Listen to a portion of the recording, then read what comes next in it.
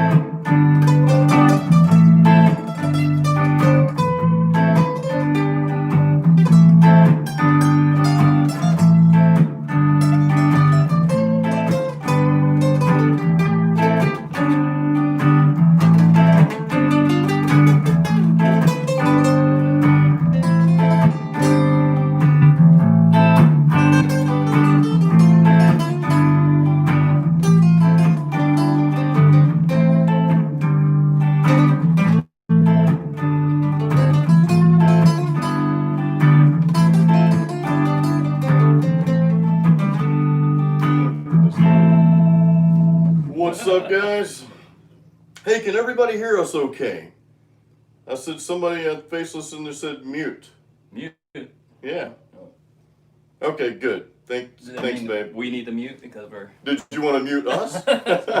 Or was it like Monty Python, the Knights of Mute? I know it's not really mute, but it kind of sounds like it. What's up, guys? I have a special guest tonight, and been really waiting for this all week this week. And yes, this is a metal channel, metal rules, you guys know that. But I wanted to bring a very special guest, really good friend of mine, Brian, onto the scene tonight. Because Brian's you're actually kind of a metalhead as well. Yeah. Although you're being something different. So Yeah. Brian is a front man for a local band, a local cover band here. And dude, tell us a little about your band, man. Yeah, you just said it. Local cover band. Just try to play some songs that we have fun to. Yeah. Nothing too technical, hopefully. Something I can remember lyrics to. And just kind of get in a groove and have some fun, you know? And I don't know, just play songs that people like, people enjoy. It's fun when I'm up on stage and people are singing along or clapping or, you know, it's hard to get people out of their seats and like, you know, Candy, I'm not going to say she's watching, but I've seen her going like this a few times in her seat. It's better when they get out of the chair. But, Right. You know, but... DW says Southern rock I grew up with, you know. You live in this, that's right, DW, you live in the South, dude. Play some Skinner! You don't want to hear some Skinner? So yeah, I want to bring Brian on to chat about some of his key guitars that he uses, which you guys know, pretty much any guitar can really be used for metal, you know, if you think about it, you know what I mean? So, all right. Faceless, so 'twas my big ass thumb pushing the mute button. Oh, dude. So yeah, I wanted to bring Brian on tonight and chat a little bit about, you know, what he does. And dude, a couple of things you do like really well live. I mean, Brian's phenomenal live. If you guys are in this area, I don't know, some of you are overseas. We got people in the UK. I think our Australian folks are in bed. I think it's a little late for them. You know, so, or maybe it's early in the morning. Craig's on here. I think I saw Craig earlier. So, but the thing that Brian does like super well is, dude, you memorize so many freaking lyrics. I know a lot of you guys play covers, and that's why I'm bringing this up. So I think, before we get into the guitars and more of the music here, I think Brian's got some like really cool tips, So how do you remember all these lyrics, dude? Ultimately, I'm a truck driver for a living, so I get paid to listen to the music as I go down the road. But even songs I've been playing for years, when we come up to the week of the gig, I just play them, through my phone on the stereo while I'm driving. And even if I'm not paying attention to it, you're still subconsciously picking up the melodies, the lyrics, all that stuff, And it just, when I'm on stage, I mean, it may not be the best way to do it, but it works for me. It's like I can literally hear the song in my head when I'm on stage. Like on the radio. Yeah, I mean, even though we don't play it exactly like the original, we do our own, version of it. But I can just, like I said, it's like I'm just singing along with the lyrics. I don't know how I do it, but I don't question it. I mean, I don't even know the number of songs I know you guys have like a catalog of over 40 songs. Oh, right? yeah, we've got probably closer to 80 to 100 songs that at any point I could, maybe listen to the song a couple times and just, pop it back out. But I don't even do drugs, and my brain's fried just thinking about learning. I don't even remember, you guys know, I don't remember my own lyrics sometimes, man. But you remember them so well. The most difficult part is because we do such a wide, and we especially started doing some 80s music now. Yeah. And we're kind of making more like a southern rock sound, even though it's Michael Jackson or, I can't remember what other song we were doing that, Take On Me. Weezer did a version of it, a cover version of it, so we're kind of aiming for more like a rock version of it. But that was cool. So it's, we're getting in more genres of music, and it's not like just one style that I have to remember or be able to kind of emulate a country sound for southern rock sound. You have so many different things you're going to do. It gets difficult sometimes, but what's cool though is your guitar tones. You have the cool thing about Brian's setup and his music. You can go with the same amp. Yeah. And you can go from kind of a country, and the country you guys play, in my opinion, is the cool country. Yeah, it's kind of more like a southern rock. More classic country, but we kind of. A dirty, clean sound, Yeah, there's no super clean sound for me. Right, but you can take that same sound and then just be versatile across different genres, because you guys play like a lot of different genres if you think about it, from 70s stuff to country to southern rock to 80s. Yeah. Like, Take On Me. Just get a Metallica song in there. He needs to fit some something off the Saint Anger album. Yeah, I'm gonna piss everybody off here. I'll give the drummer a trash can for a snare drum. Right. Everyone knows that one. That ruined that whole album. Just that snare drum just ruined the whole album. The rest of it was awful too, but that snare drum kills me. Another thing that I want to point out you do well, you're the lead singer for the band. You're the front man for the band. I know you have other people sing sometimes, but you're the lead singer, but you're also the primary and lead guitarist as well. So, dude, how does that work? Yeah, well, I've been giving a lot of it to Mike, because it just takes so much pressure off me. And then I'm a little rusty at that intro, a few licks I missed there, but before Mike was in the band, I wasn't doing 100% of the lead vocals, but I was doing a lot of them. And every guitar lead there was, and it was like, oh my gosh, and I'm up there doing the tap dance, trying to switch. So luckily with this new guy, he doesn't, a lot of stuff that I was doing, I've kind of passed off to him, because it takes some pressure off me, but it simplified my pedal board a lot to where I only basically need a couple tones, I like that. I like simplification. You guys know we talk about this, man. I've got a few pedals over here on my EVH, and that's why I bought it. So I'll tell you guys a quick story. Brian, you guys can't see it in the video, but you've seen it in all my other YouTube videos, my EVH amp. He's the reason I bought this EVH amp. Sorry. So I think Brian should have to pay for it, right? Yeah. No, but I remember going over to your house that day. That's a killer amp. Yeah, it was awesome, and I played through it, and I'm like, I can't believe what I'm hearing. You know what I mean? And of course, I played your PRS guitar too. I'm like, whoa. Yeah. And I don't know if you guys remember, but I had Brian's Telly on the show, and I had his other the green PRS on the show. And we'll get into this guitar in a little bit here. But yeah, Brian is the reason that I bought this EVH amp, because I played it. It's the EL34 tubes. I played the one with the 6L6, which is amazing. But yeah, he's the reason why I bought it. Faceless is saying, oh, did Brian say PRS giveaway? No. I have a controversial guitar we're going to be showing you, though. PRS. Yes. Very controversial a few years ago. Wow, dude. We'll definitely we definitely got to into get into that one. So before we get into that guitar, because actually I want to switch over to that next. This is Chops and Hops. So Brian, what are you drinking tonight, dude? Oh, can't go wrong with a classic American beer, you know? American Good old beer, dude. Miller Lite. There's no GHT in this. It's LITE. No, I don't like Bud Light because it's got GHT. Show them that up close, because some of the guys overseas probably never seen this before. LIT, if it's light beer. So, yeah. And guys, post your beer, by the way. Post your beer you're drinking right now in the chat, and I'll try my best to call it out. No MSG. No. Nice acoustic, nice, dude.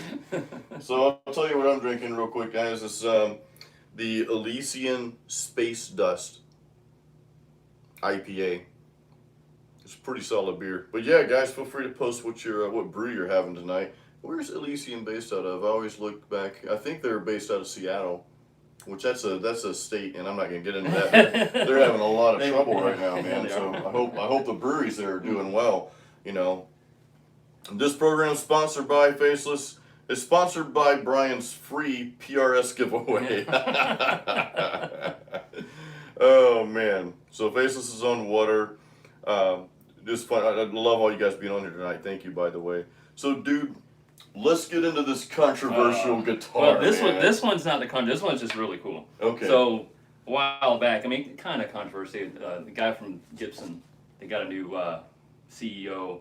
He was like the CEO of Levi's or something like that, and he turned Levi's jeans around, took over Gibson, blah, blah, blah, and stuff. So they put out this big thing about buying authentic Gibson, you know, trying to just don't buy the rip-offs. But, I mean, honestly, Gibson's quality for the price they want of a guitar, it's just, I've never played a Gibson I like. However, I was looking at the new Gibsons that come out because of the new CEO and the 2020 models. They look really awesome. I still haven't played one, but I started seeing this brand here. This it's called Eastman guitar. Eastman. So the controversy about this one though is it's actually made in China, but it's seriously 100 times better than Gibson. All handmade, one solid piece mahogany. It's not like Gibson where they typically have two, sometimes three, but most of the time they'll have two mahoganies glued together. This is one solid hand carved top. So just one solid piece, and it's actually, even though it's solid mahogany, it's actually lighter than a regular Gibson too. They do custom wound Lawler pickups. They're like a nice medium imperial. They're like a mid output, not a high output. You know, so you can you can still drive an amp with with some heavy sounds, but this has a kind of more like what I need for what I use, like a P90 type, you know, 760, 70s classic rock. And that's great for like Skinner and stuff like that. It's got a mahogany fretboard. Comes with a bone nut. I mean, it's just there were so many reviews on YouTube about it, and I actually started getting in contact with these guys that did the reviews. And every single one said, "Don't buy the Gibson, to buy the Eastman, buy the Eastman." And it's, you know, $500 less. It's got it's got a Switchcraft input jack. I can't remember the switch, the pickup switch, but it's got like the orange drop pots and all, and the CTS pots, and you know, all the technicals. I mean, it's like as high end as you can get, and it's handmade. You know, I mean, like seriously, this company is actually known for making like violins and violas and all that stuff, mandolins. Yeah, they started making some acoustics, but this was their first solid body, and man, I don't think I've ever played one of those. I haven't. I didn't play this thing. I just bought it online. I was like, all right, I'm just gonna take the plunge and buy it online. Man, I'm telling you, it's got dead strings on it. Unfortunately, I should have changed it before I came over here. But my acoustic strings are dead right now, man. But it's amazing guitar, man.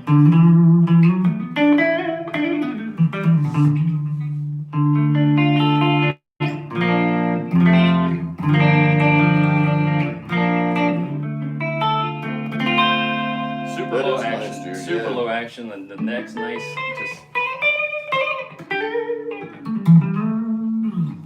I do like that a lot, man. Probably as far as controversy, I don't know if anyone's noticed it or not for this guitar. Yeah, what are these things, dude? You guys see this? So that's an Eddie Van Halen trick. You can see it now, I think, with the black screen behind it. Yeah, the little hook right here. Yeah, the little eyelet. So I bought a Eddie Van Halen strap, and it just hooks right on, and when I'm on stage, this sucker's not going anywhere. Your guitar's not falling off of these things, absolutely man. not. I mean, I don't jump around and do cartwheels or anything like that. No, but that's handy though, dude. But it's you know, I look at the guitar as like, even my PRS, I haven't done it to that green one yet. I just can't bring myself to do it. You know? Yeah, because I'm not sure if I do it to that it's one. just yeah, because but you know, it's easy. Even if you took it out, it's easy to fix to put the regular ones back in. But I tried all kinds of strap locks, and usually one or the other comes loose somehow, some way. Just the regular strap locks. I almost dropped guitars. Oh, and, you don't want to do yeah, that. and it's just, you know, so I was like, you know what? A guitar is a tool, and some of the coolest guitars have scars on them, and battle scars and dings and scratches. I mean, even even this. I mean, they age it on purpose, but you see the aging right there on the side. So they hand age this, but also I forgot to mention on this, there's no lacquer like a regular finish. This is actually a violin finish. They hand rub it in, so it's a really thin finish on it. Dude. And I mean, even on the back, I mean, you could tell they make it age. So it's supposed to be modeled after like a '59. It's a solid guitar though, man. Dude, when I pulled this out of the box, I was like, in the case, and I was just like, oh my god, you know. And as soon as I played it, I was like, never played a Gibson that was this good, you know. What gauge strings do you have? Are those 10s? No, these are 9s. These are 9s. Okay, those are 9s. Yeah. One thing I'll say, like, and somebody mentioned this earlier. Somebody saying, please don't do that to your PRS guitar. No, wait till they see the other one. Yeah. Oh no, I can see that. You guys want to see one with it. But no, the things made in China.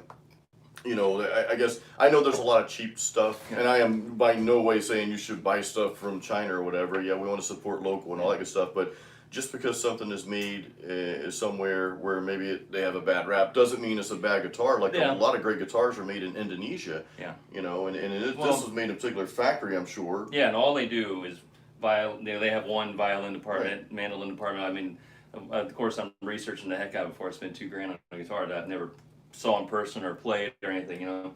And really, actually, the story is the guy that owns the company came to New York and went to what's the big music school? I can't remember what it's called. It was Sweetwater or Guitar Center? It's the college, one of the colleges. Oh, Berkeley. Yeah. So he went there, and a lot of the college students couldn't afford a good violin. Yeah. So it was his mind is his mission to see if he can make really high quality instruments as cheap as he could, and he's from Beijing, so he went back, found started his own little factory and just started making violins, and these people were buying these, you know, few $100 violins that should be, you know, for $1,000. Then he, like I said, he started getting the mandolins, all this stuff, and this company's, it's actually the company I bought it from is in America, it's out in California, and then they distribute from there, but yeah, like I said, everything's handmade. It's just, they've been making music instruments for forever, you know. So he's from Beijing, though. He's from Beijing. So that's kind of the difference there, right? So he came here and you know, to do his music studies and all that stuff, and then he found a way to make awesome instruments for really. I mean, $2,000 isn't cheap by any means, but $2,000. Yeah, but this it's not cheap. But this $2,000 guitar, I'll put up against any $5,000 Les Paul any day. You know. Can it play metal? These guys want to know this. Can this guitar do metal? He can make anything play metal. Let's see. We've got the. Let's see, guys, what it sounds like for metal. Where's my pick at? I got you in the middle side right now. Okay. You might want to hit that back pickup. You're gonna. Yeah.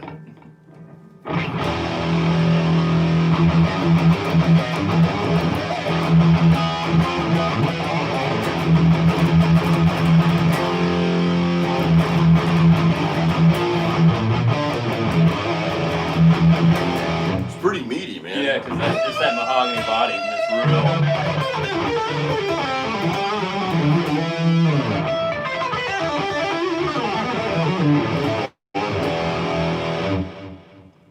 Now does it gent? You guys know I don't play gent. Come on. He makes anything sound metal. I can hand him this beer can and be like, I'm gonna make it sound metal. But I like the clean tone this thing has as well, though. And like I said, those pickups were really designed for like a P90-ish sound. And like I said, it's kind of like a nice guitar, dude. You know that. Oh, that's my pickup. Oh, is that yours? Yeah. Wow. So like, let me see what was that or something. So like, kind of like that, like you said, that Marshall. Yeah. You know, where it's like. Yeah.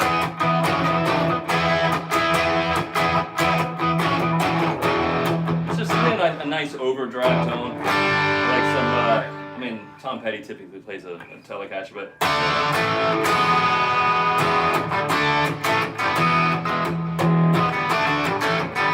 Just a nice open place. You say you get all the Yeah, for it to be a nice overdrive sound, and obviously the front pickup. that's a nice tone. Yeah, it It's is. a real nice tone, man. That's the one I do my lead when we're doing Wish You Were Here. Yeah. This front pickup, it just Dude. the sustain on it's ridiculous. I can't even describe.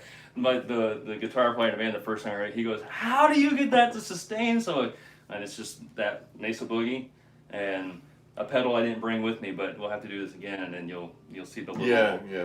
I was gonna bring it. I was like, I don't want to do too much, you know. Well, so just so you guys know, you can see it down here. All we're playing through is a Fender Mustang modeling amp, which you guys have heard on my channel like a gazillion times. And I played through this amp a lot before I got my EVH. The thing about the EVH amp is a tube amp, right? So, you know, you can get a good tone at low volumes, but it's still loud, even at a low volume. Just to hear it, the amp is. I've never heard an amp like that. I mean, it literally just your whole inside. There's just you feel every note is crazy. Yeah. That thing is meant for an arena. But this is a good modeling amp. Yeah. This is a real. I don't know if I'll ever get rid of this amp. It's crazy, man, because it's got too many like really nice diverse tones to it. So especially for things like this, dude. So originally, when you were talking about the 50, when I had mine, so I had the clean channel was super clean, which I never really played. So I had to put, like I said, I was doing the tap dance thing when I was the lead guitar player, you know. Yeah. So I had to play with a really. I got it as dirty as I could. I turned the gain up, volume down, and stuff, just to try to get push the tubes a little bit during a gig. The middle channel was more my overdrive rock sound, but I needed. When I was going to do a lead break, I'd have to switch channels to clean, switch to a distortion to get the sound I wanted. So I needed a third channel. That's why I went with the EVH, because I was using that Mesa Boogie, which is basically 2 channels, you know. And luckily, I didn't get rid of the Mesa Boogie. Yeah. I let my dad borrow it, and then play with the EVH. And then when things swapped around the band, we got this guy. It just opened the door to have the Mesa back. You know, I mean. The Mesa, to me, it's just that's my tone all day. It's a good. I remember, and you guys saw the video with you and I in the garage. If you go back if you go to my channel later and just look up, just do Jason Stallworth Mesa, because it's the only Mesa amp video I have, and you'll see me in Brian's garage just jamming through that thing, and we got some real good tones out of that. Fillmore 50. That's right, awesome. Fillmore 50. Fillmore 50. Yeah, it's a nice amp. Of course, when I buy the 50 watt, what is it? I don't know. 2 months later to come out with the 100 watt version, and of course it has a attenuator, so I can go from 50 watts to 25. So you still get that tube sound at a lower, you can, you know what I mean. So you can get a little more true tube sound, and they do the same thing with the 100 watt. I think they actually have 150 and then 25. I was like, man, I don't want to have to buy another amp. I'm just thinking. But 50 watts gets loud, dude. 2 watts, 2 watts are loud. Or what they call them, in Europe they call them valves. So you've got another guitar over there, dude. Yeah. One of the most controversial PRSs ever. I'll kill this here. Yeah. Now it's time for a controversial guitar. Yeah, man, you want to see controversy. I've never played this guitar, dude. So this is. So everyone freaked out when this guitar first came out, but they came out with a special edition. And let's see the headstock there. You can kind of. Yeah. I don't know if there's guitar aficionados out there that might have a guess what that is. Yeah, can you guys guess what that is? Before I reveal it. Anything? Let's see. Anybody? Bueller? Bueller. So this one came out. I didn't even plan on getting this one, honestly. I was just looking for a red one, honestly. And I happened to go on this website that I bought CE? Faceless says CE? No. No? It is a bolt-on, though. It is a bolt-on, okay. Yeah. He'll know as soon as he sees it. So I went to this website, and just by luck, this guitar was there, and I absolutely, as soon as I was like, well, that's pretty interesting, So I went ahead and bought it, and I had to wait like 8 months to get it because of the coronavirus, it was a pre-order when I bought it, so I knew I'd have to wait anyways, Yeah. And so there's 500 of these in the world. Dude. 300 were sold in the States. I got one of 300 in the States. And PRS, hollow body versus regular PRS. We'll get to that, yeah. And then, so 200 were sold overseas, I believe, 100 in Australia and 100 in Europe. Wow. Could be wrong on that, but some might be 150 in Europe and 50 in Australia. But 300 in the States, and I got one of, it says, this is going to give it away, but you can kind of see it. down here at the bottom it says 1 of 500 is kind of blurry there. That's crazy. So dude. 1 of 500 in the world. You can never get rid of this guitar. Anyways, yeah, no. Is what that Well, means. I mean, I could for the right price. And yes, Yeah. I put my little eyelets on it here because I actually play this thing. Some people bought them because they're going. I bought it for $2,500. Wow. They're going for about $6,000 right now on reverb. Between 4 and 6, but people are averaging it's closer to 6 from what I'm hearing. And I was like, you know what? I'm just gonna play the hell out of this thing and enjoy it. And I might sell it one day, but I didn't expect to like it. I mean, I've played Fender Strats before I got into Tellys. I played Fender Strats forever. I mean, that's all I played was Strats, you know. But I never. I mean, I found one good one I had for years. This thing here, I wasn't expecting to love. Soon as I played it, I mean, I did have to make a slight string. I had the action kind of high. Yeah, and somebody asked about the action on your other guitar. Did you have to change the action? No, I the shop that I worked from actually was in Texas, and the guy said, "Oh, good." He goes, "How do you?" I like my necks pretty flat. I don't like too much. Yeah. What do they call that? Can't think of the word right now, but tend to like them pretty flat on the fretboard. Low action, obviously. I don't know too many people that like high action. I don't. Yeah, I can't stand high action. But the guy, this guy in Texas, I can't even remember the shop I bought it from. It was on eBay. Man, he set it up so. I mean, straight out of the box. You know, everyone knows the G string on a Gibson. Talking about the other one. Yeah. I mean, as soon as you bend it, G string goes out of tune. This thing here is ridiculous, man. You tune it and it stays. I mean, wow, minus the dead strings, but when you have new strings on, I mean, it just. Now these are new strings here. Though, newer. So yeah. But anyway, so this is the John Mayer. I'm not a John Mayer fan at all. I only know one song. Your Body's a Wonderland. There's something's. I didn't even know he played guitar. Honestly, I only knew that song, and then I started hearing about this guitar, and everyone's like, "Oh, it's just a Strat ripoff, blah blah blah, this stuff." And it is. I mean, there's so many Strat type styles. There's a lot of Strat ripoffs if you think about it. I wish Paul Ray Smith would do a Telecaster because this is like I've played high end Fender Strats. Actually, when I bought my my EVH amplifier, I was playing on a high-end Strat.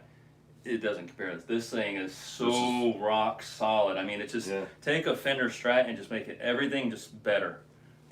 Everything. I mean, even like the PRS is known for this little cutout right here. And I don't do much high stuff up here, soloing and stuff. But when I go up around this, you can just tell a difference. It's there if you need it, though. You know what I mean? If there's a chance you want to do that, it's there. Let's hear what it sounds like, dude. This is Unless you got more features, No, this was I guess the reason that this one's unique is the paint job on it. I don't know if you can tell, but it's kind of like bluish. But let me see if I can get a good angle here. It kind of turns like a purple color, and they call it a flip-flop. I forgot to turn that light on over there. You can kind of see it like right in here, and really nice. So it goes from a purple to a blue to I mean, like sometimes it looks blue in the outline depending on the lighting. It's just a cool looking guitar. Plays great. This guy knows so much about gear, though, dude. You're a gear nerd. You are. We can talk about amps all day long, which is why I love hanging out with you anyway. But like when he starts talking about amps and stuff, and he's just got so much knowledge, man. All right. Of course, it's probably gonna be out of tune. Ooh, these strings are dead too. Yeah, I think it's that last E's out a little bit. That's about it, though. I can already hear the tone, though. It's got that stratty, fatty tone, man. Close enough. So that's the back. You know what's funny about it? Like on a Strat, typically you play. A lot of people don't play the back because it's kind of harsh. Right, yeah. But you're usually in between these two, or this one, or maybe in between these two. So you've got a 5-way switch there. Yeah. Okay, this one, I mean, the back pickup can be kind of harsh. Yeah. But actually Fender people don't know this. The tone knob, there's no tone for the back pickup on a Fender Strat. So you can just roll this back just a little bit. It takes out that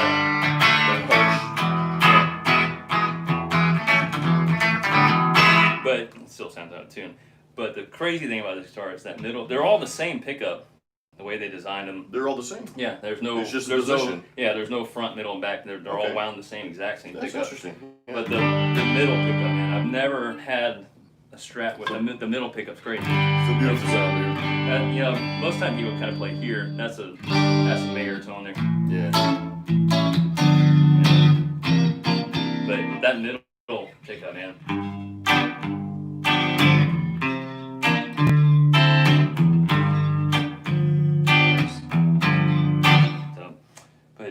Give me one reason to stay here. Yeah, and then I said, it's just everything. Yeah. It's like a Strat, except it's just built like a tank. I didn't expect. I had all intention. Like I was like, oh, I'll get it if I like it. Maybe I'll keep it. Maybe I won't. Yeah. The next is kind of it's not your typical radius like a fender. It's like a 7 1/4 or something like that compared to a 7. I don't know what it's a lot more rounded, which is kind of weird at first.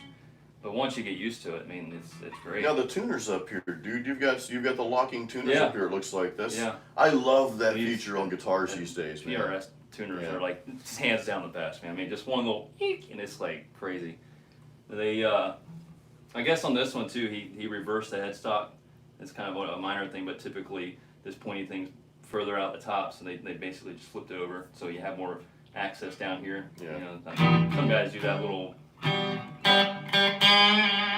When they bend behind the nut. I've never even heard that before. That's pretty cool. As long as I've been playing guitar. That's I like that. That's a country thing. Look at Brad. Well, I can't do it with these guitars because they have, they have the locking. So. But it's a great guitar, man. I mean, I didn't expect to really fall in love with it the way I did. Yeah. And especially play gigs. I mean, it's already the saddle's already starting to rust on it. Dude. But it's crazy. It's like. I like it, and I know how everyone wants to keep a guitar in like pristine condition, but you need some battle scars. Yeah, dude, I mean, some of the cool, like Stevie Ray Vaughan's Strat that he played, man. The paint's wore down, all that stuff, and they do I think this one has the nitrocellulose finish on it, so the wood breathes better and all that stuff compared to a regular lacquer. Yeah. All kinds of they just went for a more vintage type thing, and I'm just thinking, man, maybe when I'm old and ready to retire, and I'll just sell this thing, and then it'll be worth, even though it'd be scarred up. I got my probably years, like 20 grand or something. Yeah, by that time, I got my years of use out of it, and and it just looked really cool by that point. In 10 years, you can sell it and pay off your mortgage. Yeah, right. Wow, dude. But yeah, there was a big controversy. I mean, PRS did a Strat style guitar, blah blah. It's like. Yeah, but I mean, most guitar manufacturers make a Strat style. Yeah, it's just part of the guitar world, Exactly. Different styles, man. Yeah, but it's a cool guitar if you want to play. This one, will it do metal? I don't know. Well, we'll find out. I mean, if you put enough distortion on it, you might get that single coil hum. It's a nice sound. That's that neck pickup, and let's go back to this one. That's the middle.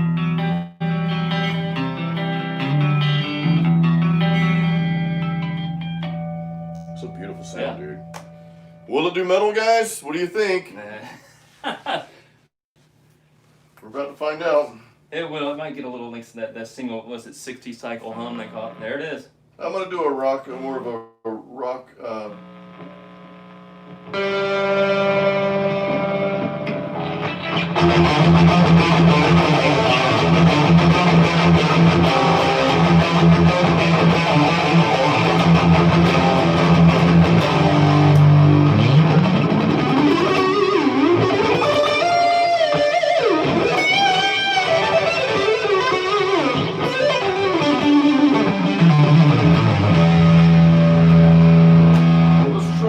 I've got a Mesa sound on here.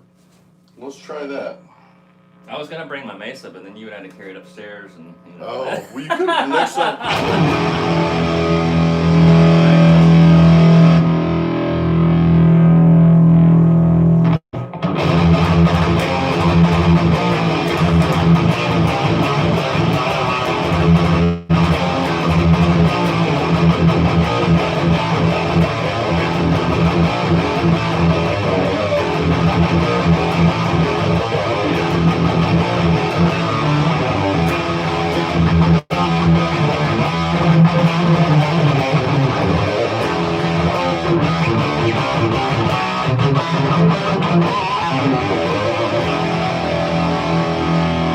I like it,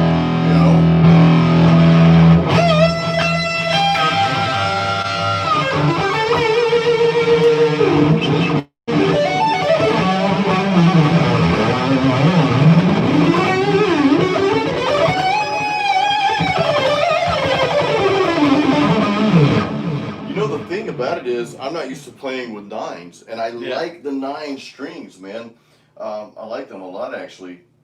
Billy Gibbons, ZZ Top plays with 8s. I don't even know how he keeps those things in tune, man. I know that. Talk about having to have a light touch under them, you know. Yeah, dude. Yeah. Wow. Yeah, I saw one of the comments on there is too twangy. Yeah, that tone I had was twangy, believe me. Yeah. I don't play that twangy. I was trying to get a good clean tone out of it, but Is it? Oh yeah, I got the volume up there. I think so. Anyway. yeah, I very rarely. I mean, I'll hit that back pickup if I'm playing and I'm gonna do a lead. You know, I'll push it back there just to kind of cut through the mix. It does. Yeah, it helps it get up there. When there's no other instruments, yeah, it sounds like it's. Like I say, it can be twangy, but my rhythm when I'm playing this guitar's in the middle when I'm on stage. Let me go to a rhythm channel here. Let's see, this one right here. Take out the delay. Is that better? Oh, great. It's up to what was that? 15 or 16, I think it was. Oh yes, right. I think that was the one you're on. Yeah. That one. Dirty Deluxe. Ooh, it's kind of loud, but yeah. that's kind of I wouldn't say my tone, but it's a very.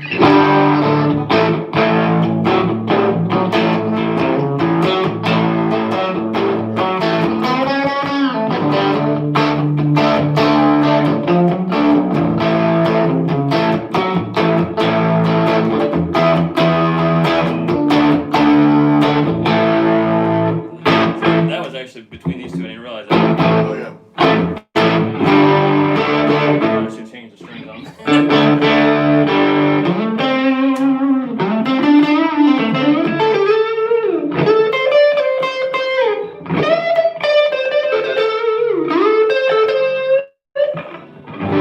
I mean, obviously you can get Clapton tones out of this thing easy, and Yeah, you can probably. I mean, it's a good verse, and like I said, with what we do.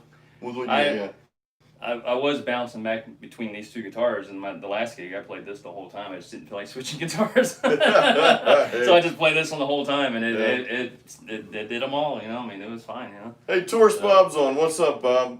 Hey. he's our neighbor. He's a neighbor. He gets out. He plays out quite a bit as well. Real quick, guys, I want to tell you two things. We're still going here, but please give this video a thumbs up, and that helps my channel big time. Also, if you want to follow Brian on YouTube, his band, or not on YouTube, most, yeah, I know you guys are on there. We got a Facebook page, or not Facebook, a website, and it has links to the Facebook, and I think we got like one promo video, kind of mix of songs. Yeah. We haven't really gotten to the YouTube part of it yet. Your site, his site's in the link of this YouTube description, though, guys. If you want to go to the YouTube description here and just click that link that's right there, that'll take you to the Southern Creek Band site. So yeah, dude, this is a really nice guitar. And I know some guys on here is like, we always want to know, can it do metal? Of course, that's the question that's been always asked. And you know, it's funny. I truly believe if you really want to get a metal sound out of something, is it going to be perfect? Probably not. But if this is all you had as a guitar to play with, you could make it work if you really wanted to make it work. You know what I mean? You could mess around with some of the settings or whatever. And would it be the ideal metal tone? No. But you know what? It would be a different metal tone than everything else you hear out there. Because you guys know as well as I do, and I bitch about this all the time. It's like, man, modern metal is just, everything's just sounding the same. And I think that has to do a lot with technology. You don't, I mean, Brian, you play live, you don't do any type of recording right now, so you're not using plugins and all that stuff. I know a lot of guys on here, myself included, we use plugins and stuff like that, virtual amps, because it just makes things a little bit easier, for us. But you play live, so that's a different beast playing live. Yeah. And I'm going to say it's much tougher playing live as much as you do. It's much tougher to do that than it is for me to sit in here in the studio, because I can play 100 guitar solos until I get the right one. You get one chance to pull it off on stage. Yeah, you miss a note. And it happens, unfortunately. And all the guitar players are like, hey, I heard that. Well, like the tone is subjective too. I mean, what people hear, what they think is a good tone for metal, rock, whatever. Everyone's got a different voice in their head they hear. They do. But yeah, I would say a lot of the recording, as far as metal, a lot of the time, I mean, it's just crank up the lows, crank up the highs, back out the mids. Kind of that Pantera. Pantera to me is kind of what started that tone. I mean, it's just killer. I mean, there's no one like it. He, Dimebag had a killer tone, and Well, I guess for that era, you know, when Metallica was getting big and Pantera and all that stuff, I'd never heard such mid-range sucked out like that. So, of course, everyone was trying to copy that when I was, you know, I think 15, 16 years old. And, but, yeah, I mean, like, you listen to all of them, it just, I mean, that's why I listen to workout. I put on Lamb of God, or I'll just go to, like, their channel, and it goes through Lamb of God and like, 10 other bands, and I really can't tell the difference between any of them. The funny thing about tone, I'll bring up a band, I'll bring up two bands you guys, one band you know, another band you may not know. So one band is In Flames. So if you listen to In Flames, their guitar tone, it's not my favorite tone by any means. I don't know it. It just, if I were to play through that tone, I'll be like, this is not working out too well. But they have a very distinct sound that doesn't sound like everything else out there. So you can listen to In Flames. If you're listening to a playlist of metal, like Brian was saying, like everything's kind of sounding the same here, but then an In Flames song comes on, you're like, okay, this is different. Whether you like it or not, doesn't matter. It's different. Yeah. But there's another band we call Before the Dawn. Who remembers Before the Dawn? Raise your hand or do something on here. They're still active, I think. They have an album. There's a particular song called Dead Song, and that entire album has this tone. It's actually very poorly produced, and the guitar tones are just really kind of muddy, but the songs are so awesome, in my opinion, on that album. I really don't care about the other stuff so much. So it just goes to tell you, stop searching for the perfect tone, because it doesn't exist. You know, you'll dial it in one day, and then 2 days later you'll come back. It's like, oh, I'm trying to dial in my tone again. I was getting ready to say, it depends on what side of the bed you wake up on, man. You'll have it set. Even at a gig, you'll set up, you do sound check, you get everything nice and balanced, and then you get on stage and you strum, and it's just like nothing was changed. No buttons were hit, no knobs were moved. It just doesn't sound right, you know? No, but just 30 minutes ago, it sounded like, oh my God, it's going to be great, you know?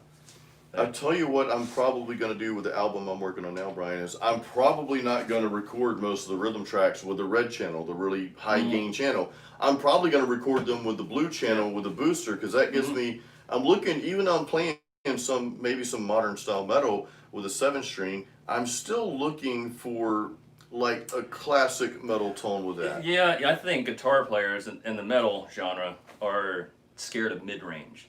And if you let the bass player do his thing and let him really rumble and come through on the lows, you don't need all the. I mean, everyone wants that chug sound, you know. You want to which is awesome, you know. Don't get me wrong, but you're never going to get that tone live that they do in the studio. I mean, they can layer guitars like crazy. So you know, 10 guitars on one rhythm track to make it sound like it's heavy, you know. But it. You can't be scared of mid-range for a guitar is what cuts through the mix.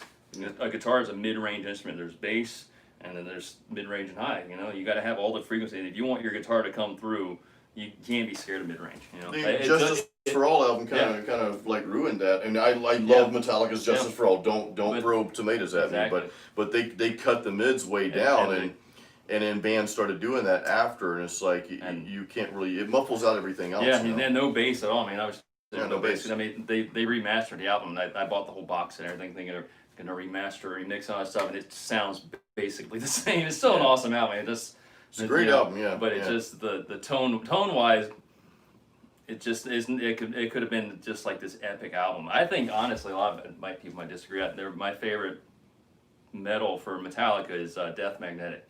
That whole album is very raw. That was a raw, They went back old school. You could hear the bass like crazy. Yeah. And the guitars had more mid-range, and it may not be as heavy, but it just sounded like, I mean, you could hear stuff differently, you know, like you could hear all the details of the guitar. Oops. And the, I had to get another one. Okay. But, you know, so, you know, in the metal genre, I think guys are scared of you know, sounding too twangy, you know, having that mid-range. But that's just what a guitar tone is. I mean, the frequencies that the guitar covers is mid-range to high, you know. That's true. Yeah, we were talking about this the other day with a producer friend of mine. You guys know Ken Candelas. We were those of you who were on Metal Mastermind yesterday. You know, we've talked about that quite a bit over the years, or over the past few years.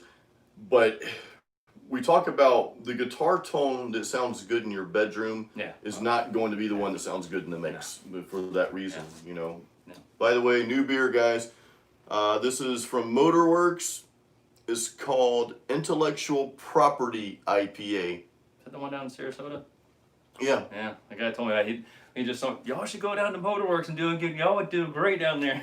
You would. I think you would. Yeah, I've never been to the brewery, but Yeah. just by the name alone, Yeah. Motorworks and, Yeah. and some Southern rock and Yeah. roll would fit quite nicely. But Yeah. yeah, IPA in this case stands for Intellectual Property Ale, so that's pretty cool. I just got that. I've been drinking this beer for a while, but yeah. So Paul says one of the concerts coming back. Well, for you guys are playing out now. Yeah, we've got a few gigs. We've done 3 gigs since everything opened back up, sort of partially. They opened the bars back up and then closed the bars back down, but we still got a few places that serve food that we play at, which I like because I like to eat food. I love to eat food, yeah. So we got a few gigs, and we got probably like 3 or 4 lined up that get us through September. Yeah. We don't play every weekend. We do. I mean, all of us work. We do it for a hobby. We try to do every 2 to 3 weeks do a gig, and I mean, just the older you get, the more you hate carrying equipment, and. So let me ask you something on that note, and I got a lot of guys talking in here about plugins and stuff like that too, which again, we use plugins because I think plugins are great for writing. I actually think they're great for recording too. Just this next album, as you guys know, I'm working on, I'm going to be using a real amp, but it doesn't mean the entire album's going to be recorded with a real amp. I'm going to record my rhythm guitars with a real amp, but honestly, since I can't nail down any lead or solo for the first time I play it, I have to do it like 100 before I get it. I'll probably use plugins for that and some of the ambient stuff. But on that note, dude, do you ever think you would go on stage instead of playing with an amp, playing with something like the FX or Kemper, something like that? No, never. Okay. I don't claim to have the best ear, but I can. You're the difference. We tried out a guy for our band before we got Mike, and he played with the all digital sound line 6 stuff, And as soon as I looked at it, of course I kind of judged him a little bit because I'm a tube guy. I'm analog pedals, all that stuff. Yeah, I get it. Yeah. And as soon as so I kind of judged him a little bit. I knew what to expect, but so he's got this killer of Les Paul. Which, you're going to hell for playing through an XFX. he has this awesome Les Paul, which I still think this Eastman's better. But anyways, nice. Good guitar player, older guy too. I was surprised. He was a little bit older than me, and in his 50s, and he starts playing, and I was just like, I could tell it just sounded fake to me. There's just this digital tone that I can hear that just doesn't sound. Like you said, I can tell the difference between this and a tube amp all day long. I don't know if it's just because of the way I grew up. My dad playing music always had tube amplifiers. You can feel it, and you can definitely hear the difference. I think it's the style you're playing too, though. Yeah. Because a lot of us guys here, we're playing metal. So, the thing is, in DW, you're right. If you can't afford an amp, plugins are way to go. And I think plugins are awesome, especially for practice. Because I don't, always want to crank my amp. Apartment settings and things like that. Yeah. But I think because of your style of music, you're hearing, and don't kill me for this, guys, but with your style of music, you're hearing more of the true guitar and amp tone. Yeah. Whereas metal, we've got the gain, and I'm sorry, gain. I love gain. I'll never stop playing. I do too. But gain does cover up some things. You know what I mean? And you're getting a true tube. There is a difference between tube gain and digital gain, but you really can't tell as much, especially when you dump it down into the full mix. Because you got to think when you're recording an album, whether you use plugins or a tube amp, it still goes through processing after that with the mixing, the mastering, and they're going to add EQs, limiters, and all this stuff. So there's going to be, I don't think for metal you can tell a huge difference, but some people can. To the average listener, probably no. To us guitar players, we can. But again, your style of music and then being on stage, there's in Faceless, you said it, you nailed it. There's that thump that comes from that tube amp and that speaker. That's exactly what it is. And I think a cabinet has a lot, that 212 with the EVH, it's a closed back, so it has a tighter bass sound, but it also has, which I've never had on the back. I don't know if you ever messed around with that resonance knob that I told you about on the back. I did. I did. He was talking about you're talking about not being able to hear the low end on it. I said, just turn that resonance knob on. And you're like, resonance knob? I said, I'd never heard of it either. Yeah. But it's like I like the Renaissance Festival. Oh, resonance. Resonance for this is what a presence is for the highs and mids. You want to get a certain frequency and tune it in. Same thing with that resonance. And man, that EVH, man, you talk about it's funk. Man, monster, that dude. Joker is, I mean, It's a freaking it's unreal. monster. And then, the closed back makes a different type of speakers. I mean, the Mesa Boogie I have is probably 3/4 of the way closed. Yeah. But it breathes a little more with the bass, and when you strum, it just has a looser feel to it compared to most metal guys want a closed cabinet for that. Yeah, I want to. Yeah, I don't want a closed bass. cabinet. Yeah. I think that Faceless, you just mentioned something good. If you play a real amp on stage and it's mic'd up, your sound will sound, it risks sounding digital. I think with tube amps, I think it's more of a feeling for us and what we hear on stage. What you hear on stage. I don't know what we sound like in the crowd. You sound great. You guys sound good. Sometimes the guy that's mixing you guys and he'll walk away. I'm like, oh no, I wish you wouldn't have walked away because now there's something that needed to come up in this particular song. And most of the time, that was the first time we used that sound guy. Really, he was cool good. Guy. He was great. He's been doing music forever, but most of the time I just set it on stage and just hope for the best that the vocals are on top and the drums and the guitar all come through. And he was helping me tweak it a little bit. But yeah, I mean, what you hear on stage, definitely, I mean, is night and day difference in the crowd. So Bob had a question about Bob next door. He's never seen the guitar strap before. Can you show that one more time? I know Mike from Sarasota's on here. What's up, Mike? Mike's actually the guy in Sarasota. He mastered my last 4 albums, man. Cool. So he is the master. I would say master of puppets, but he's the master of my albums. Master of masters. Yeah. And not baiters, right? Unless he's a fisherman. Oh, that's true. Yeah, if you're a fisherman, you're the master. Okay. He could be a master baiter. So, anyways, here's the strap. It's EVH. That's a cool strap. He just has a website. So this strap comes like a regular guitar strap, where you would just put over your regular, I don't even know what they call it, the knobs or whatever those buttons, I guess strap buttons are. Yeah. So anyways, so you have to buy this part separate. They sell them on the website, or you can just go down to like Ace Hardware. Show them your guitar. What you have to do to your guitar for this. Yeah. This is the kicker, guys. Yeah. I don't know if I can do this to my ESP. Let me put in the black there so you can kind of. Little thing right here, guys.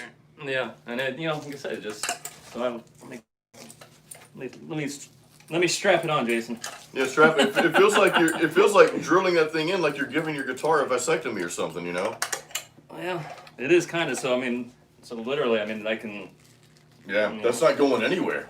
Yeah, you gotta worry about little scratches and stuff, I guess. But like I said, battle scars are kind of. Battle scars are cool. It's so I don't know if you can see. So when I'm, like I said, even if I pull the guitar back here or behind you or that Joker's not going anywhere.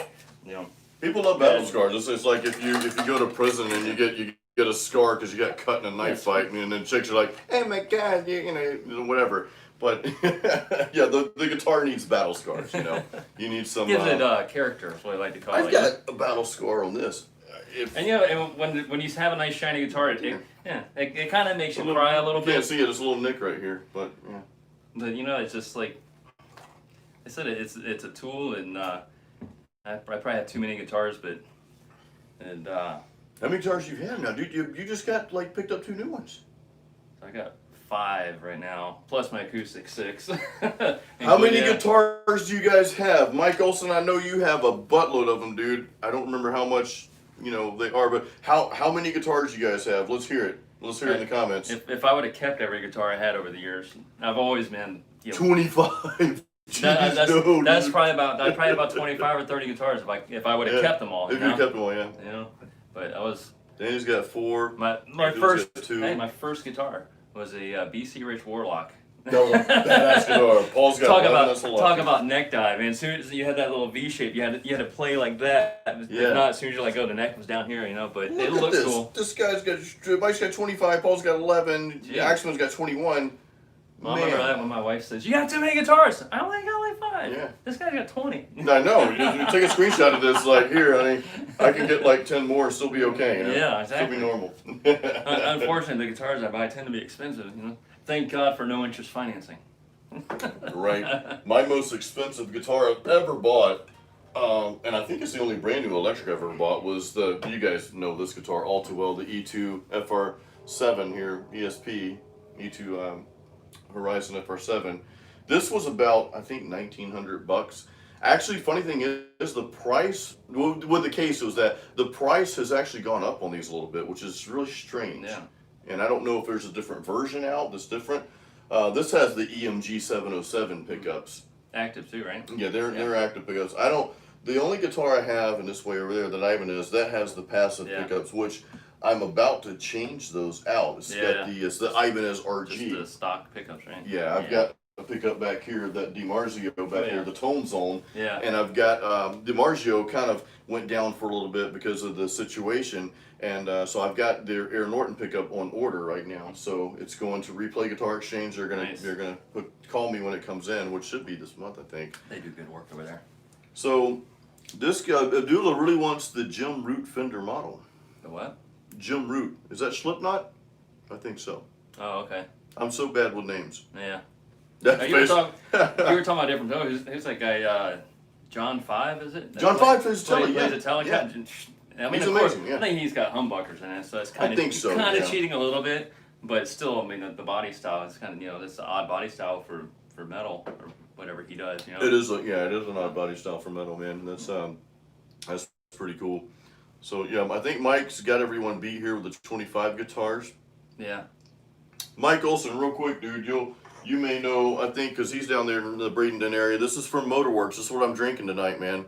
The Motorworks Intellectual Property Ale, which is IPA. What's the most expensive guitars you guys have? Yeah, what's the most expensive guitar you guys have? That's a good question. Because I could go out and buy like 10 $200 guitars and be like, yeah, you're right. Now, I will say one of the best, people are going to laugh at this one probably, Yamaha Pacifica. $200 guitar. I remember that. But man, that thing would stay in. They still make those things, by the way. I looked them up and I almost bought one. They're still around the same price range. God, those things stay in tune, man. Like, that to me is the main thing. If a guitar will stay in tune, because like I said, when you're playing live, you don't want to constantly, and I almost went and bought one just so I can have something to kind of beat up a little bit. And, think about it. I had a red Gremlin when I first started. My dad, we were going to. I started out playing on an acoustic guitar. My uncle had this acoustic with 4 rusty strings. I just started getting into metal, and I found out what I want to do with my life, play guitar. So my dad saw that, so he got one of the local musicians that plays in a cover band there, Ronnie Miller, and he got him to help us go down to a guitar shop. And I had a choice because our budget was tight. It was after Christmas, and we were kind of broke. We were kind of poor back then, not poor. We had food and all that good stuff, but my dad and mom and dad were, extreme blue collar workers. Worked really hard, didn't make much money. That's how it works. And anyway, so my first guitar was this bright red Gremlin. And looking back, I had a choice between that and this old beat up Ibanez. Obviously, I should have went with the Ibanez, and that's what the musician was pointing me towards. But I'm like, no. You saw the shiny red guitar. The shiny red object syndrome, man. And I'm like, oh my god. But I played that guitar for a while, and then eventually I upgraded to something else later. But all right. So expensive guitars. The Faceless sold his $2,600 Euro ESP Horizon to get the Solar. So the Solar is over in England, I was that close to getting the Solar in. Really? Oh yeah, just because I like to sit out there and just chug every now and then too. I know. Well, yeah. I mean, you've got a metal background, and clearly you can play that. You know what I mean? I mean, just the funny thing is like someone like you, Brian, that plays out on a regular basis. It's a different level of talent to do that than just play in your bedroom all the time. I consider myself a professional recording artist. I am. I've got albums out. I've got pretty decent following, and I make album sales, all that stuff. But there's a tremendous difference of me just sitting in my bedroom in my studio playing than getting out on stage, which I want to do more of. But playing live, you gotta. And I mean, I've always played music over the years with these guys I jam with over the years, but this is my first time, so the third gig where I'm like the main guy doing the vocals and yada yada stuff, making the set list. So I'm still learning how to entertain too. I mean, sometimes I mean, you go to a concert, you're paying to see Metallica live, right? And you know what to expect. They're gonna put on a good show. You know all their songs. Well, now I'm playing for 100 people at a restaurant bar that have no clue who I am, what kind of songs I play. You gotta put it on, man. Yeah, so you gotta try to put on a show a little bit, and you got to get past not that I have stage fright, but you try to learn. No, you don't have any stage fright at all. I see that in you. It's like you have none. You just try to get up there and not overthink it, but you like I say, you try to be entertaining. It is about the music, but to draw people in, you got to you got to kind of put on a show, I guess, you know. Your current band, you guys connect really well up there. I'll Yeah. say everybody kind of has their own personality, but you come together as one. And, Yeah. and it's just, it's like your drummer's so cool. I love that guy, man. He's so cool. And your new guitar player is really solid too. Oh yeah, and it helps with our keyboard player. We're one of the few local bands that have a really good keyboard player. You got an awesome, you guys got man. an awesome everything. The bass player's awesome. The keyboardist, everybody is just on point, man. We had to do a gig without the keyboard player because he had a medical emergency, and I was there for that. Yeah. my God, did we miss him?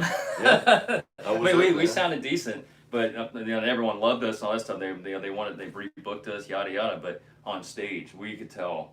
You could tell the difference. Yeah, where's man? Where's the organ? You know, he just yeah. you know.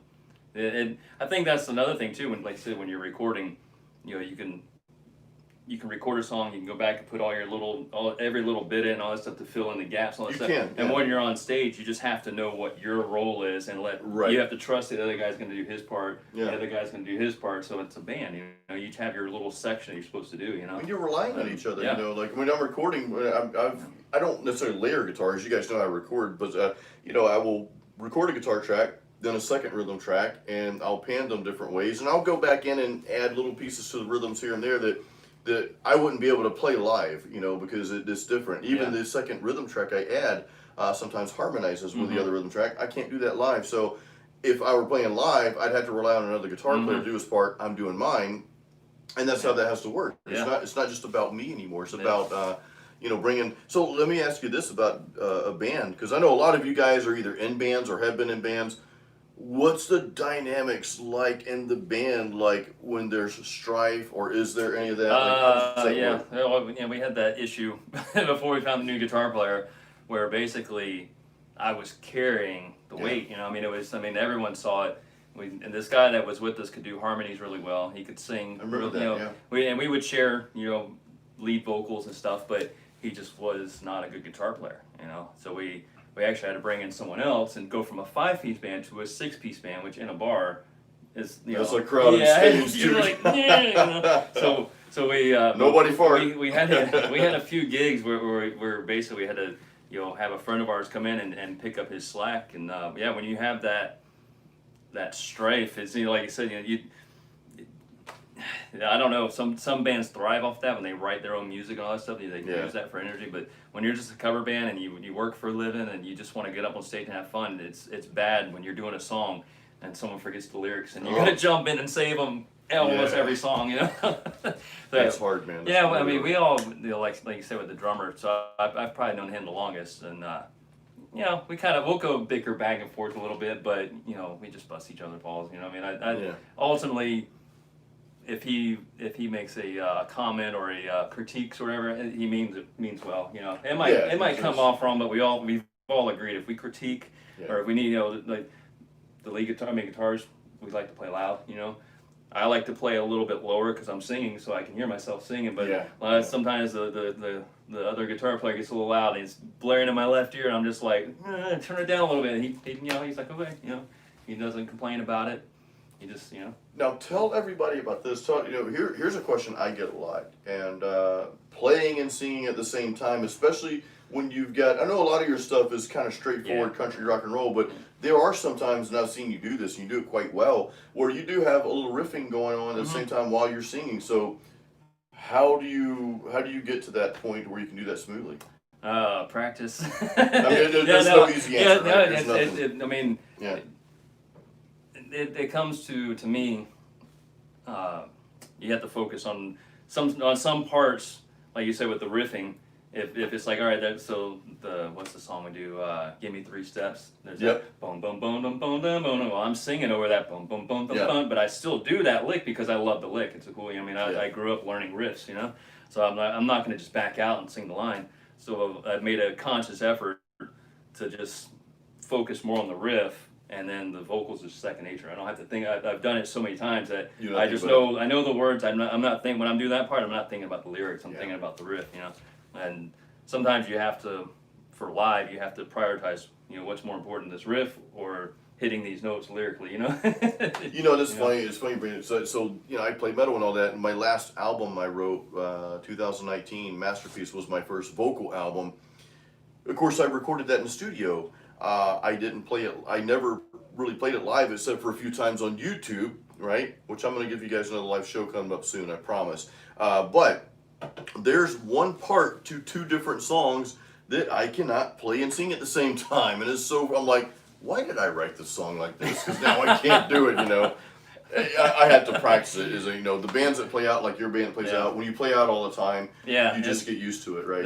What gets me is like I watch Megadeth videos. Dave Mustaine, man. I don't know how he does and don't get me wrong. I mean, like you said, we talked about this the other.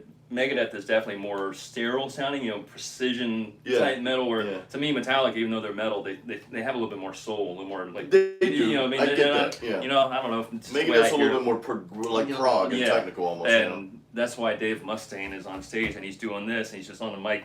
He's just He's right there on the mic because he has so much going on over here. Not a lot of expression. I have no idea how he does it. He's a beast. He's a monster. God, but he does it. There's no expression hardly at all. I mean, he's got that image on stage like it's Dave Mustaine. Oh yeah, he's freaking badass, you know. But yeah, and I mean even James Hetfield.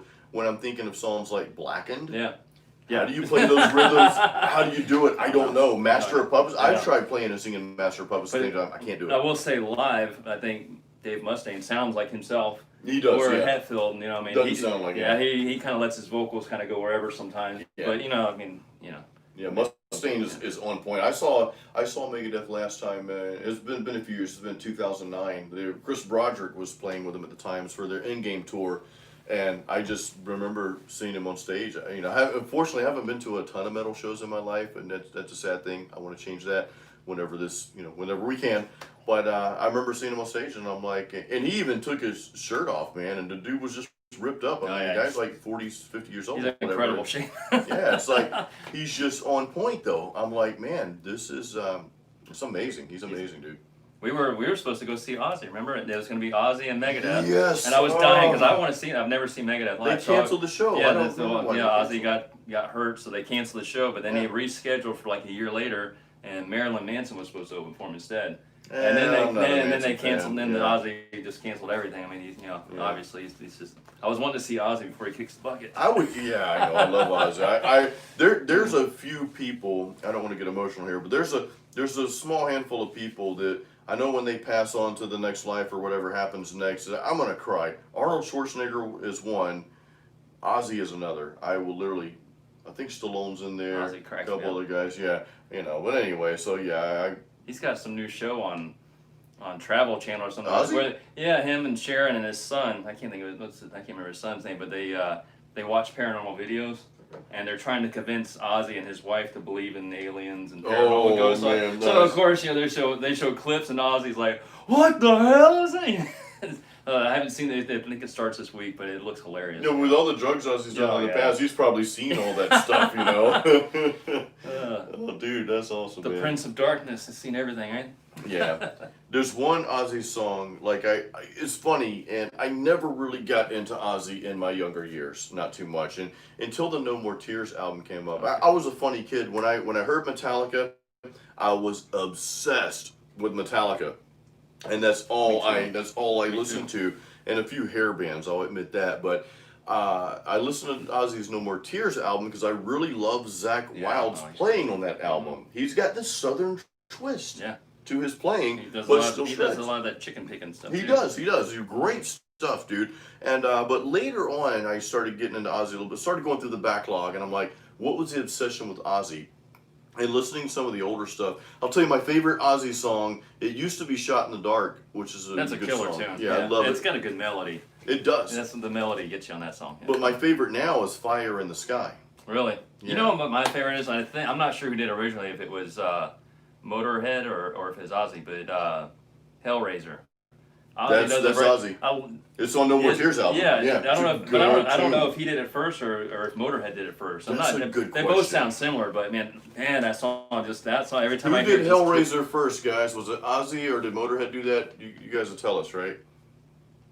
Somebody will tell us. Yeah, someone will tell us to set us straight. You know, it's funny. You guys are saying Mike, acoustic. You guys are saying you never really cared for Ozzy. Mike's like they had to give Ozzy subtitles. Yeah. So let's see. I get it because I wasn't. It was like songs like Crazy Train, the more commercials. I'm like, this is cheesy. Yeah, you've heard that many times. Who cares, you know? but when I dug into some of his maybe not so popular stuff, Yeah, he's got some cool songs, man. you know, now and that stuff that told me like why Ozzy was so great. Okay, Mike did like Ozzy. It wasn't Mike. Somebody else said they didn't care for Ozzy. So I was first introduced to Ozzy. Get this. So I was probably, let's see, it had been, I don't know when Flying High came out.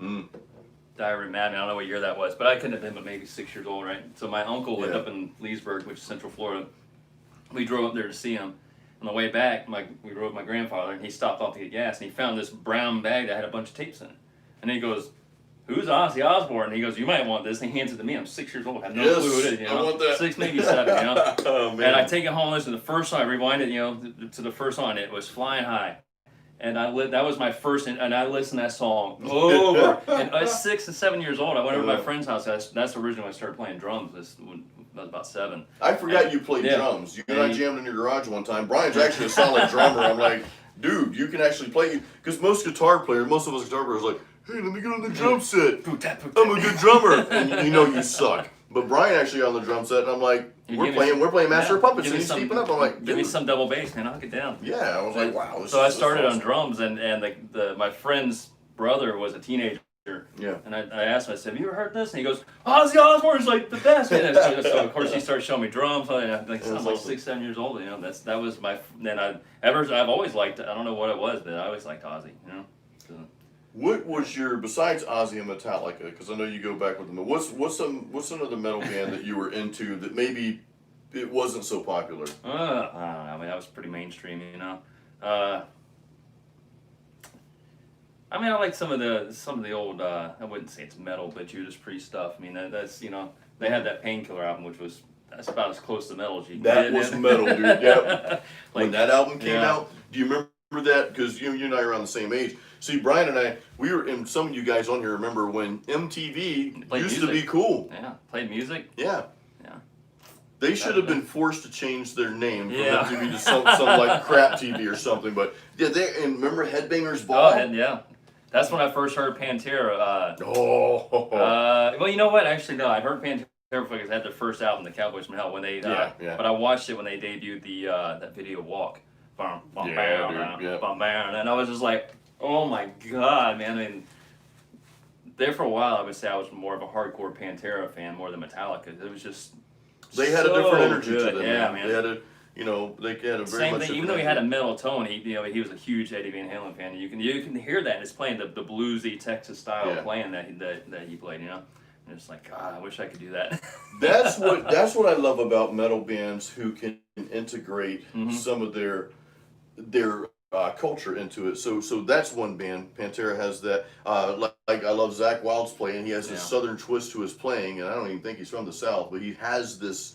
Yeah, I'm not sure where he's from. Sepultura is another band. Sepultura, when I heard them, because they're from Brazil, and I remember seeing them live, and I've told you guys this before, I saw them live a couple years ago, open for Testament, which was a just phenomenal show, and my focus was on their drummer the whole time, because he was doing this really tribal Brazilian style beat, just really cool stuff with the metal that was going on. I'm like, these dudes are freaking awesome, man. Dude. Yeah. I mean, as a guitar player, South Carolina, Mike says. That's where Zakk Wylde's from. So okay. There you go. Okay, so he's from the South. Yeah. Okay, good.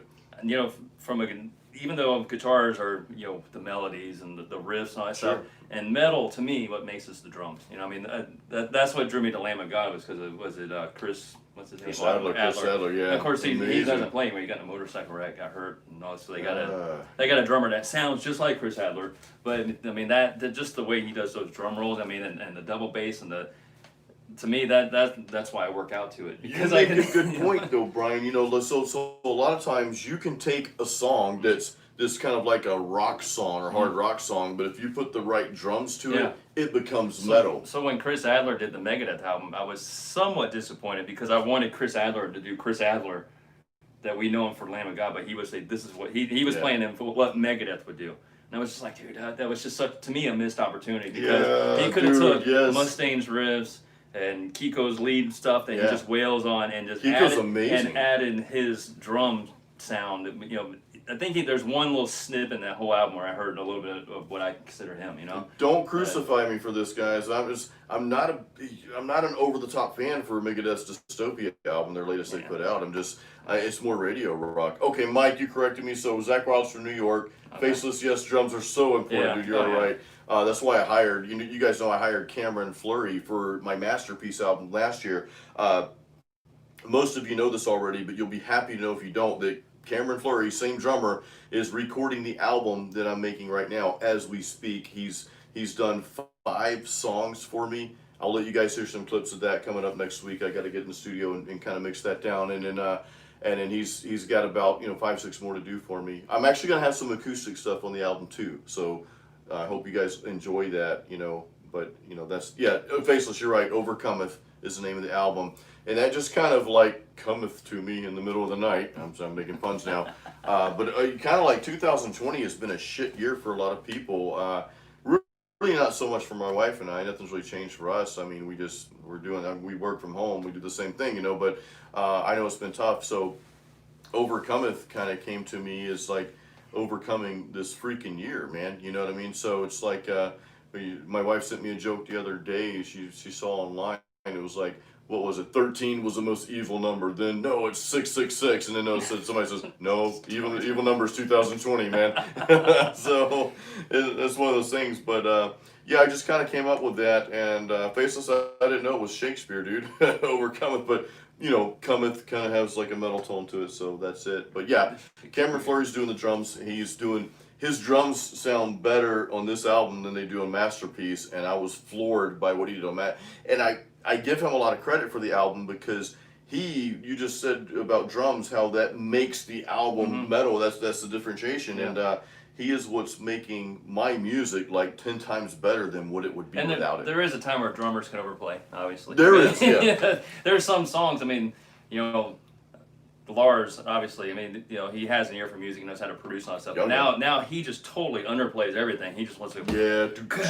It's like, man, I mean, there's times where you need the gallops and the double bass. You want to say, Lars, just go play techno, dude. Yeah, I mean, just be the producer and let a good drummer get in there and make some, I mean, he really went to, he's getting older, I guess. He wants longevity. You get on stage and you can't play Master Puppets and Battery all night long. I don't know if those guys can play Master Puppets. Dude, DW, thank you. DW said if he had a TV show, he'd have my music on it. Thank you, dude. I love to hear stuff like that. Thank you. But no, the thing is I'm 45 now, and I don't know if I can play some rhythm stuff as fast as I used to be able to play that. I used to could play Master Puppets like it's no problem, and playing fast now. Even I was trying to play my own song Redemption, track 1 off my first album, Apocalyptic Dreams, and there's a riff. There's a riff that goes like this. I'll play it for you guys real quick. I hope I don't screw it up because that happens sometimes, but.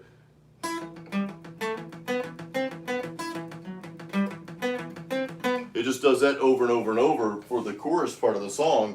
It's a little bit faster than that, and I was playing along with it the other day. I'm like, my hand's kind of hurting from this. What the hell is happening to me, Mike says, wait till you get 62. Mike, I didn't know you were 62. I thought you were 42, man. What the hell, dude? What happened to you, man? Let me see your acoustic for a minute. Yeah, dude. This is the talking. And Brian actually gave me this. Yeah, that's what I was going to call it. Yeah. I don't know if any of y'all play acoustic or not, but this little insert right here. Yeah. It's from a company called Lute. Let's see, it's on here. I think Lute. It's like a plug. Lute hole. Lutehole.com. Yeah. So instead of having that rubber, they made this for me, but they missed a little section. This is made out of rosewood. Pretty cool, dude. Yeah. I'm gonna show you real quick. So it just has a little foam insert on the back. It plugs a hole. But it's made out of rosewood and it matches. Well, it doesn't matter. I made it for my acoustic guitar. Like I said, they made this one wrong, so they sent me the right one, so I gave this to Jason. But it's so I got the wrong one. Yeah, you need to get a guitar that matches it. Yeah. I like it though. Yeah. It does. It sounds better. It's an excuse to get a new guitar. I got to get one to match the rosewood.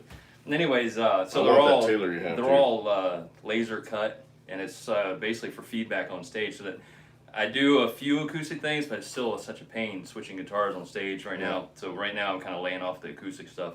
but it's for feedback. But you can leave it in instead of having that rubber plug that goes in there. Yeah. When you have that rubber plug, when you strum, your pick hits it all the time, you know. And this, it still hits it, but it kind of glides over it. It's gliding, But yeah. you can leave it all, and actually surprisingly makes your acoustic guitar sound better. It sounds good. I don't dude. know how it does that, because Yeah. I have a very high end Taylor that it's like, well, I use it on stage, you know.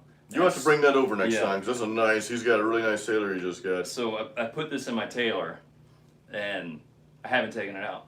I even sent them an email and then did a whole review. I was like, I can't believe, because they say most people leave it in with that. I was like, there's no way I'm leaving this in full time. You know, it's just for Yeah. stage, but You it makes leave it sound so much better just in the room. It's like, Yeah. holy crap! I don't know what it does, but it doesn't block the sound, but it's good for feedback. Let's see if you we know? can tell it, because I think, you know.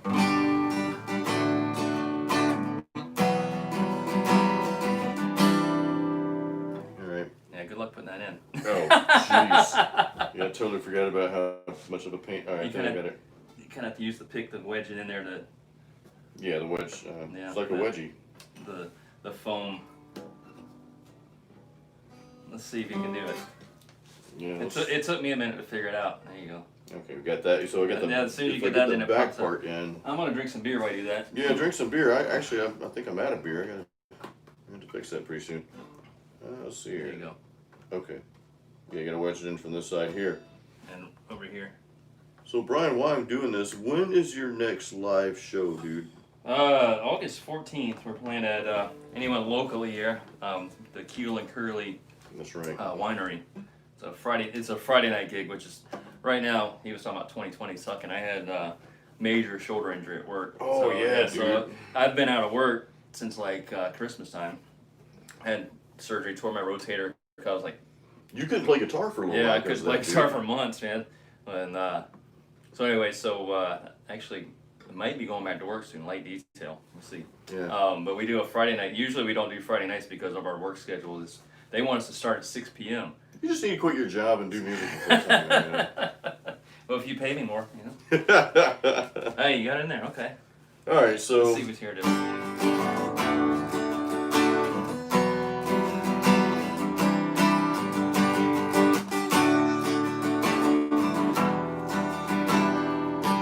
So maybe it doesn't quite project as much. Maybe I don't know with my it's guitar. a tighter sound. Yeah, if that makes yeah. sense, you know. Because like with my guitar, it's got different bracing, the whole new V bracing and stuff, which Yeah. I didn't think would make a difference, but it really does. Yeah. Because when you were playing my guitar the other day, last weekend, It sounded we were beautiful. sitting outside, and I hadn't Beautiful sound. heard the guitar from this. I've only heard it from playing it. And I was sitting 10, 12 feet away from you. Yeah, at least. you were, And yeah, the that's other side, right. You were sitting. I was sitting out, and I just was like, "My God, that guitar sounds good."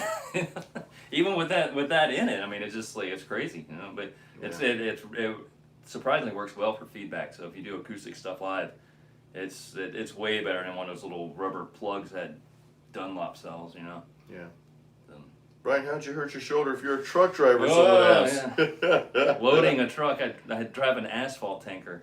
Yeah, yeah, because you have to get out. You, So you I don't go- just drive. Yeah, you got to so I get out gotta and do put stuff. a loading tube in, and some malfunction as I was pushing the tube in, and it went up, and it jacked my arm up, and Oh, it dude. tore 3 of the 4 rotary, and then I just found out. So I'm doing my physical therapy, and they said if my shoulder, because it's frozen, I can only go Yeah. like so high with it, you know. Yeah. If that doesn't unfreeze, they have to go back in and do surgery Dude. and get all the scar tissue out. And the lady told me, she goes, you don't want that to happen. She goes, if you think physical therapy is painful, you're gonna really enjoy the surgery. It's bad. Yeah. So I'm like Oh. I'm in stretch out mode now. Every day it's stretching constantly. You know, Yeah, trying that's to get good. this shoulder to loosen up.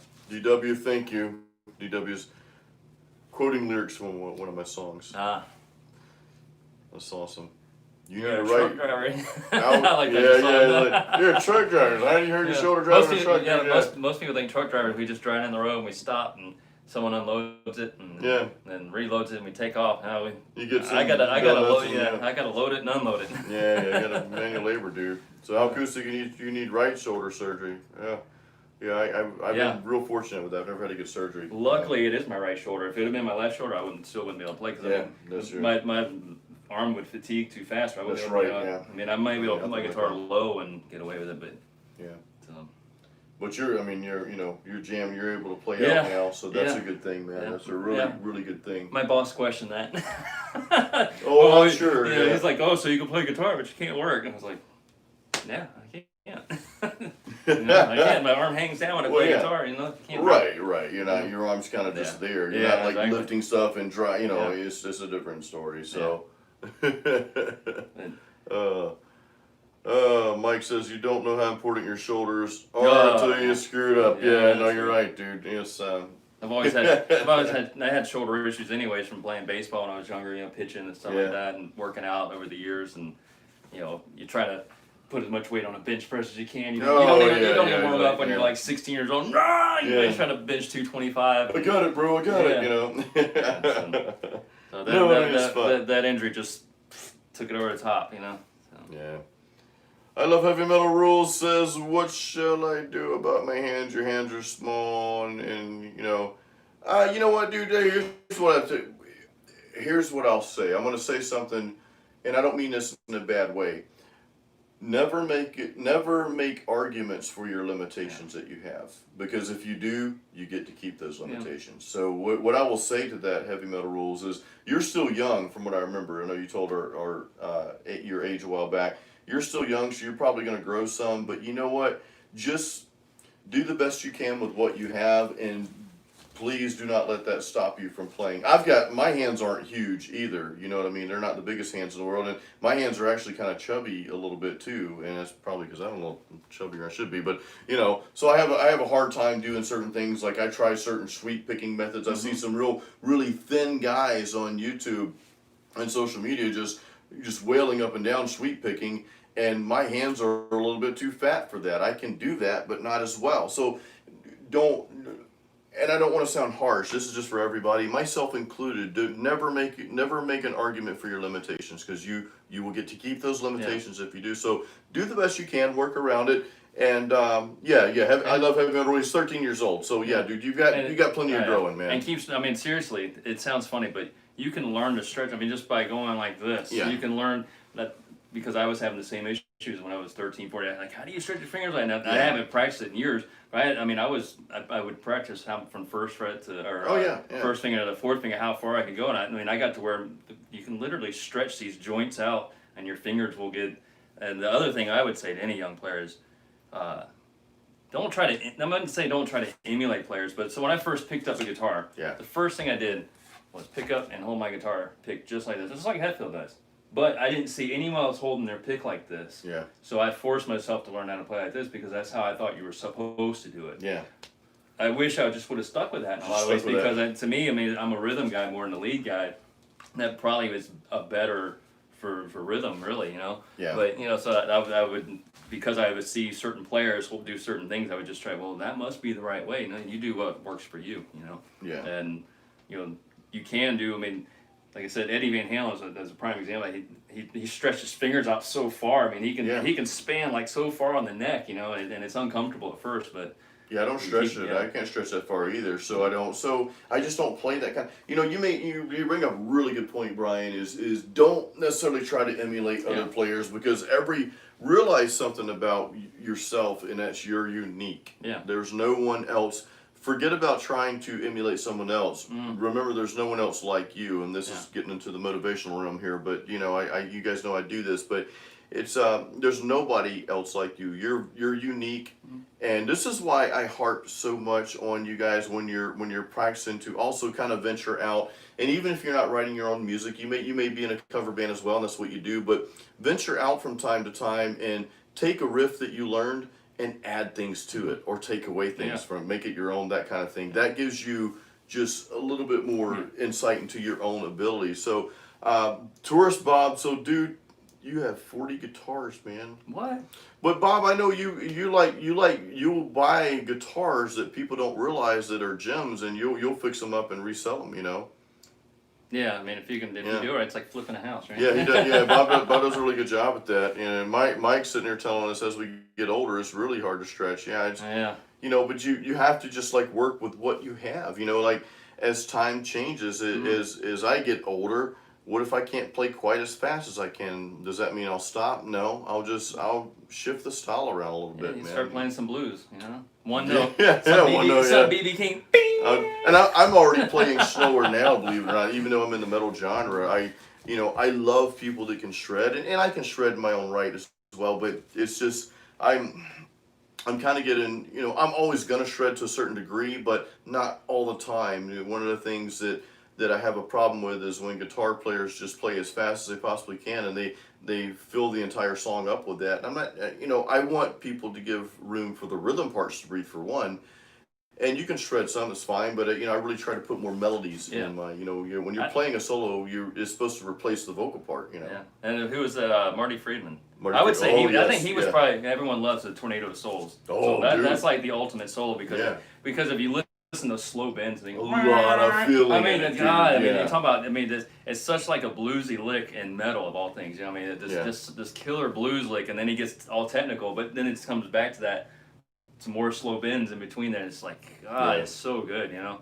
That's got to be one of the most iconic guitar solos, you know. I mean, it's great, and I can't play it. I mean, I say I can't. I shouldn't say that because now I'm limiting myself. But I've never really sat down to try to learn it thoroughly. Yeah, note for note. Yeah, I never do. We play songs. I ad lib. I don't ever learn a guitar. I mean, you might learn an essence of a song, so you have certain melodies, or maybe like a little certain lick that people would make them recognize the song, but other than that, you just kind of do what do your own thing.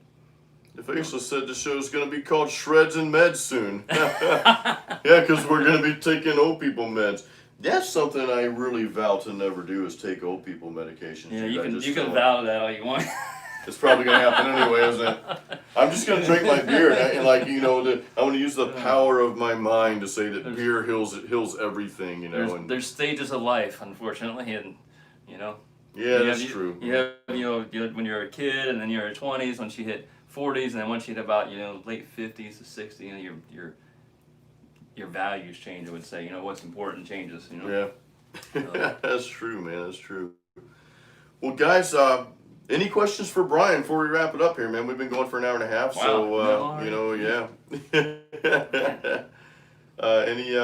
Any questions for Brian or for me? I'll hang out here for a couple seconds to see what's just catching up.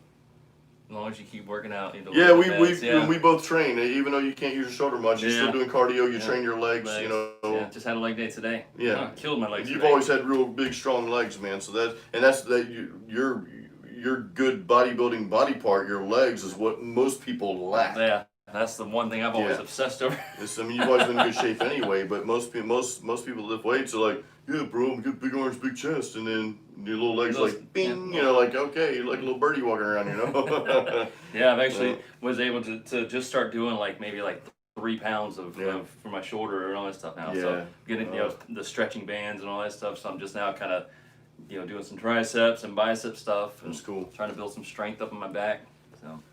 Guys, real quick, give this a thumbs up, please. Remember, I want to just tell you guys real quick before we go, give this a thumbs up. Thank you. And remember, Brian's band's link for their website is in the description of this video. It's right there. So go check them out. Support them any way you can. And of course, on the website, you can go to other links. There's your Facebook and all that good stuff. Yeah, we try to keep stuff updated. None of us are computer guys. We're a bunch except for your guitar except for our guitar. Yeah. He's our IT department. He's great, dude. I looked at your site. It's awesome, man. He's mid-30s, so he's all in the computer and stuff. The rest of us are. Other than that, I'm the youngest. 43. That's and right. Everyone else is in their 50s and 60s. so we're just we just want to play music. Who cares about the internet? What's that? Well, guys, thank you so much for joining tonight. Love all you guys. Until next time, keep it metal. Ooh.